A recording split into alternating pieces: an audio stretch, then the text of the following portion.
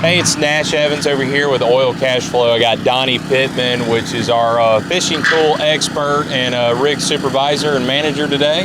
Donny is the one that has been working on the Buckley well since we started the project. As you've seen in the updates, that kind of sounds things are complicated.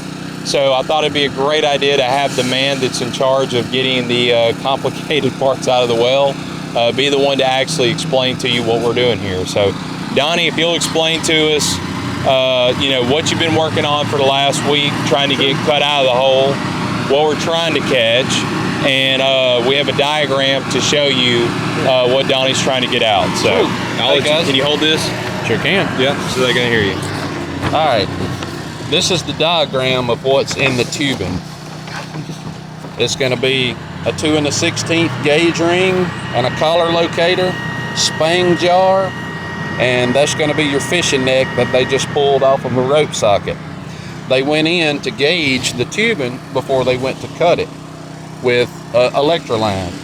Well, they got hung up, had to pull out of their rope socket, and we've been fighting with this ever since. So now what we're going to do is this tool is about 1.5 joints deep, which would be around 45 foot inside the tubing.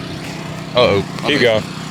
Okay, we're going to take a shoe with a joint of wash pipe, go down and cut the upset and the collar away from the tubing, come out, go back in and fish that one joint until we get this tool out of the hole.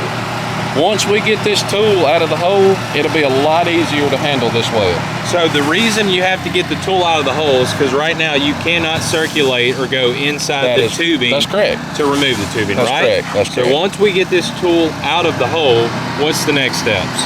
We go back in with electroline, or maybe actually slick line, and we will broach the inside of this tubing to make sure that the tubing is clean. And broaching the tubing is a small tool, probably about 1 foot long. You run up and down on wire line, and it cleans the inside walls of the tubing. That way we can go back in with electroline and cut it above the packer where we need it, and then we can wash over the rest of it. Okay, all right, sounds good. Can you show us the shoe? Yes, sir. All right, let's go. Check it out. And we're here on, this is the E&D, which rig, 1 or 2? This is 1. No, the 2. This is E&D Rig 2 that we have here. This is our cruise. And everybody else, are we running in with the shoe right now, or are we pulling out of the hole? Pulling out of the hole. I just dressed the top of the tubing off. All right, so Donny just dressed the top of the tubing, which gets it really cleaned up so we can go in with a tool to catch it. So he's pulling out of the hole. We're about to put on the shoe and go back in and try to catch this thing and pull it out, right? Right. All right, cool. We'll see the shoe.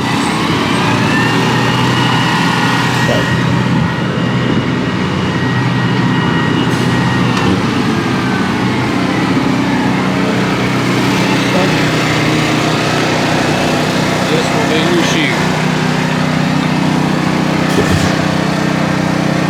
That'll be your shoe.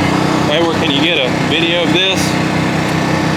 So this will go over the tool. This will go over the tubing. The tube of the tubing, on 2 7/8 tubing, you have an upset and a collar. This baby is gonna cut away the collar and the upset. All we're gonna have is the 2 7/8 tube left.